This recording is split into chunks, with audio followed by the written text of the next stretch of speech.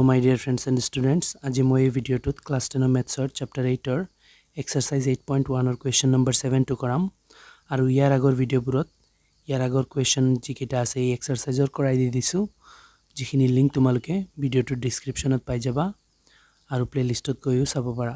এতিয়া হা কোৱেশ্চনটো ষ্টাৰ্ট কৰো সো প্ৰথমতে কোৱেশ্চনে কি কৈছে যদি cot θ = 7/8 তেন্তে মান উলোৱা এক নম্বৰ পাৰ্টত দিছে এইখিনি মান উলাব লাগে আৰু দুই নম্বৰ পাৰ্টত cot স্কয়াৰৰ থিতাৰ মান উলাব লাগে এতিয়া সোৱা ইয়াতে cot θ = 7/8 দিছে ইয়াৰ পৰা আমি সোৱা এই ত্ৰিভুজটোৰ বাহু কেইটা উলাম ত্ৰিভুজ এটা লাগিব সেই কাৰণে আকি থৈ দিছো cot θ = 7/8 সোৱা ইয়াতে মই এটা ইয়াৰ আগৰ কোৱেশ্চনটো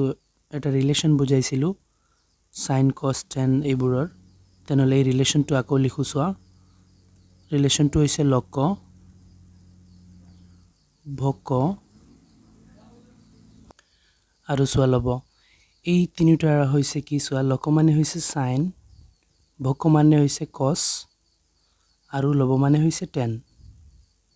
আৰু ইয়াৰ উল্টা sin ৰ উল্টা হয় cosec আৰু cos ৰ উল্টা হয় sec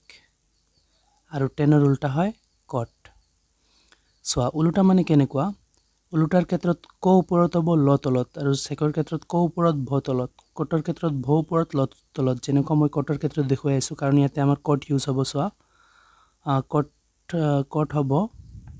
কটৰ ক্ষেত্ৰত হ'ব ভটো উল্লটি ওপৰত যাবগৈ আৰু লম্বটো তলত আহি যাব মানে ভূমি বাই লম্ব আৰু টেনৰ ক্ষেত্ৰত লম্ব বাই ভূমি এতিয়া সোৱা এই যেটো ত্ৰিভুজ লিখিছো ইয়াতে মই লম্ব এইটুক ধৰু ভূমি এইটুক ধৰু আৰু কৰ্ণ এইটুক ধৰু সতলটুক ভূমি ধৰিছো ভূমিৰ নিচিনা আছে আৰু লম্বৰ নিচিনা আৰু কৰ্ণটো সবতকে দিগল বাহুটো এটো কৰ্ণই এতিয়া সোৱা তোমালোকে ভূমি হেতু ধৰিব পাৰিবা বা লম্ব এইটু ধৰিব পাৰিবা কৰ্ণ এইটুক ধৰিব লাগিবই এতিয়া ইয়াতে cot θ = 7/8 দিয়া আছে তেনলে cot θ হলে ভূমি বাই লম্ব হ'ব তেনলে ইয়াতে ওপৰত ভূমি হয় কটত তেনলে ভূমি 7 দিয়া আছে তেনলে মই ভূমি টাইট 7 লিখি দিও আৰু সোৱা কটত লম্ব তলত থাকে তেনলে ইয়াতে লম্বৰ টাইট কটত লম্বৰ টাইট 8 আছে যেতিয়া লম্বক মই 8 লিখি দিও এতিয়া সোৱা আমাক কোৱেশ্চনে কৈছে এইখিনিৰ ভ্যালু উলাব লাগে সেই কাৰণে মই এইখিনি ইয়াতে লিখি ৰাখিছো এতিয়া এইখিনিৰ ভ্যালু উলাব লৈ হলে ত্ৰিভুজটোৰ তিনিটা বাহু লাগিব ইয়াতে দুটা বাহু দিয়া আছে লম্ব আৰু ভূমি তেনলে সোৱা পাইথাগোৰাছৰ সূত্ৰ ব্যৱহাৰ কৰি পলাই মই তৃতীয় বাহুটো উলাই লম সোৱা মই ইয়াতে ব্যৱহাৰ কৰি আছো পাইথাগোৰাছৰ সূত্ৰটো সোৱা ইয়াতে মই লিখি দিছো পাইথাগোৰাছৰ সূত্ৰ ব্যৱহাৰ কৰি পাও এতিয়া সোৱা পাইথাগোৰাছৰ সূত্ৰটো তোমালোকৰ মুখস্থ নাথাকিলে কৰি লবা পাইথাগোৰাছৰ সূত্ৰ হৈছে কৰ্ণ স্কয়াৰ ইকুৱেল লম্ব স্কয়াৰ প্লাস ভূমি স্কয়াৰ এটো সূত্ৰ মুখস্থ কৰি লবা নাথাকিলে আৰু থাকিলেতো ভাল কথা সো ইয়াতে কৰ্ণ কোনটো কৰ্ণ হৈছে ইয়াতে মই এটোৰ কিবা এটা নাম দি দিও a b c নাম দি দিছো ত্ৰিভুজটোৰ ইয়াতে ac হৈছে কৰ্ণ তেনলে কৰ্ণৰ ঠাইত মই ac স্কয়াৰ দি দিও ইকুৱেল লম্ব হৈছে ab ৰ ভ্যালু আছে তেতিয়া ডাইৰেক্ট ভ্যালু আনি বহুৱাও ab ৰ ভ্যালু হৈছে 8 তেনলে 8 স্কয়াৰ প্লাস ভূমি হৈছে কিমান bc ৰ ভ্যালু আছে 7 বহুৱাই দিও 7 ওপৰত স্কয়াৰ আছে স্কয়াৰ বহুৱাই দিছো এতিয়া কাউন্ট কৰো সোৱা ac স্কয়াৰ ইকুৱেল 8 স্কয়াৰ মানে 8 8 গুণ 64 64 প্লাস 7 স্কয়াৰ মানে 7 7 49 7 7 গুণ 49 এতিয়া ac স্কয়াৰ ইকুৱেল এই দুটা প্লাস কৰিলে হ'ব 113 এতিয়া ac ৰ পৰা মই স্কয়াৰ উঠাই দিলে সেই সেটত যেটো সংখ্যা আছে এই সেটত গৈ পেলাই সংখ্যাটোৰ ওপৰত ৰুট ওভাৰ পৰি যাব সোৱা আমি এটা সাইডৰ পৰা স্কয়াৰ উঠালে আনটো সাইডত ৰুট ওভাৰ দিব লাগে সেই কাৰণে এইটো সাইডৰ পৰা স্কয়াৰ উঠাইছো সেইটো সাইডত 113 আছিল 113 ৰ ওপৰত ৰুট ওভাৰ দি দিছো এতিয়া সোৱা ac ৰ ভ্যালু পাইছো কি ৰুট ওভাৰ 113 ৰুট ওভাৰ 113 এতিয়া আমি ac ৰ ঠাইত কৰ্ণৰ ঠাইত ৰুট ওভাৰ 113 ব্যৱহাৰ কৰিব পাৰিম এতিয়া এখিনি সলভ কৰো সব প্ৰথম পাৰ্ট এইটো দ্বিতীয় পাৰ্ট পিছত সলভ কৰিম আগত প্ৰথম পাৰ্টটো সলভ কৰি লও সোৱা ইয়াতে এটো 1 + sin θ 1 - sin θ তেনলে এটা সূত্ৰত গৈ আছে কোনটোত a + b * a - b ৰ সূত্ৰত গৈ আছে a + b * a - b ৰ সূত্ৰটো আছিল a² মাইনাছ বি স্কুৱেৰ মানে ইয়াতে সাইন স্কুৱেৰ থিটা বিত ঠাইত সাইন থিটা আছে সেইকাৰণে বি স্কুৱেৰ মানে সাইন স্কুৱেৰ থিটা এইটো চোৱা এ 1 plus cos theta 1 minus cos theta তেনেহ'লে এইটো A plus B into a minus বিৰ সূত্ৰত গৈ আছে তেনেহ'লে সূত্ৰটো হ'ব এ স্কুৱেৰ মাইনাছ বি স্কুৱেৰ মানে কস স্কুৱেৰ থিটা মই সূত্ৰটো ইয়াতে লিখি দি আছো চোৱা তোমালোকে সো মই ইয়াতে লিখি দিছো a plus b into a minus b হলে a square minus b square ইয়াতে যেনেকৈ এপ্লাই কৰিছো a plus b into a minus b ঠাইত মই a square minus b square লিখিছো a ঠাইত 1 আৰু b ঠাইত sin এনেকৈ এইটো এই সূত্ৰতে বহুৱাই দিছো এতিয়া চোৱা 1 square মানে কিমান হয় 1 square মানে 1 এই হয় 1 into 1 1 হ'ব আৰু sin থিটা চোৱা sin মানে হৈছে লম্ব ওপৰত কৰ্ণ তলত তেনেহ'লে ইয়াতে লম্ব কি আছে 8 আছে আৰু কৰ্ণ আছে কৰ্ণ এইটো লম্ব ওপৰত কৰ্ণ তলত তেনেহ'লে লম্বৰ ঠাইত 8 আৰু কৰ্ণৰ ঠাইত √113 লিখি দিও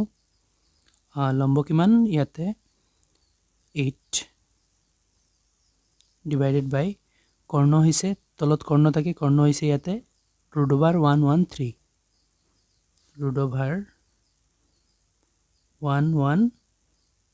113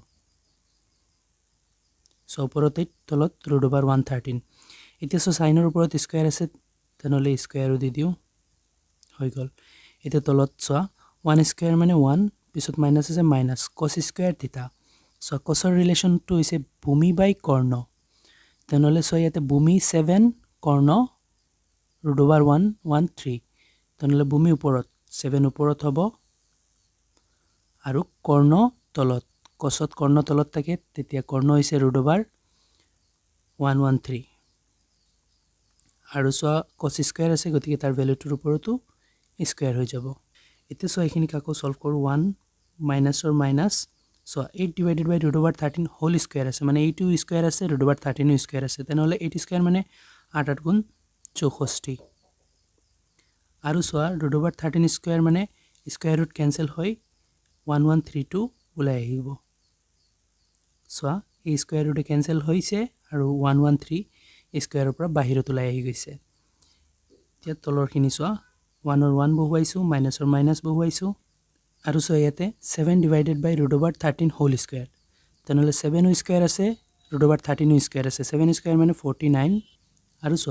√113 মানে স্কয়াৰ ৰুট কেনসেল হৈ পেলাই 1132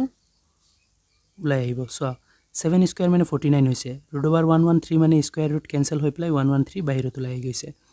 এতিয়া এখিনি আমি লসাগু লৈ পেলাই সলভ কৰিম সো ইয়াতে ইয়াৰ তলত একো নাই মানে 1 1 আৰু 113 ৰ লসাগু হ'ব 113 এতিয়া সো 1 113 113 বাৰ 113 এক গুণ 113 হ'ব পিছত মাইনাস আছে মাইনাস তাৰ পিছত সো 113 113 একবাৰ যাব এক গৈ 64 ত পূৰণ হলে 64 হ'ব তাৰ পিছত সো তলত এইটো 1 আৰু 113 ৰ লসাগু হ'ব 113 এতিয়া 1 113 ত ইয়াৰ তলত একো নাই মানে 1 113 ত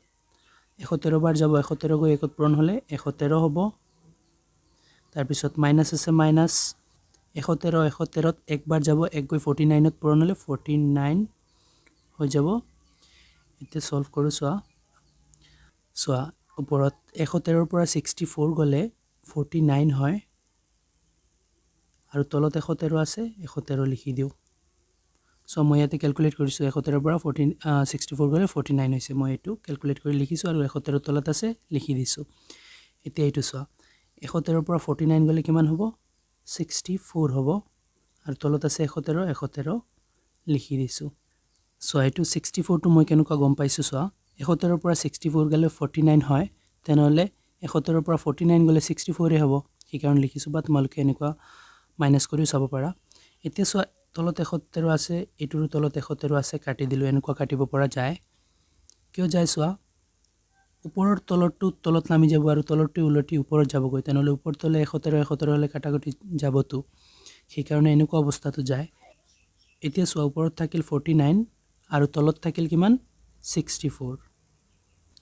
এতিয়া সো ছাত্ৰ-ছাত্ৰীসকল ইয়াতে অংকটো সমাপ্ত হৈছে এই পাৰ্টৰ আনসাৰ উলাবলৈ কৈছিল আমি উলাই দিছো 49/64 মান উলাই দিছো এতিয়া সেকেন্ড পাৰ্টটো সো সেকেন্ড পাৰ্টত দিয়া আছে cot স্কয়াৰ থিটা ইয়াতে ওপৰত চোৱা cot থিটাৰ ভ্যালুটো দিয়াই আছিল 7/8 এতিয়া আমাৰ cot স্কয়াৰ থিটাৰ ভ্যালু লাগে তেনেহলে cot থিটাৰ ভ্যালু 7/8 দিয়া আছে মই cotৰ ঠাইত 7/8 লিখি দিছো আৰু ওপৰত স্কয়াৰ আছে গতিকে স্কয়াৰ দি দিছো এতিয়া চোৱা 7 স্কয়াৰ মানে 49 আৰু 8 স্কয়াৰ মানে 64 ইয়াৰ আনসাৰটো ইয়াতে শেষ হৈ গৈছে এতিয়া ইয়াতে অংকটো সমাপ্ত হৈছে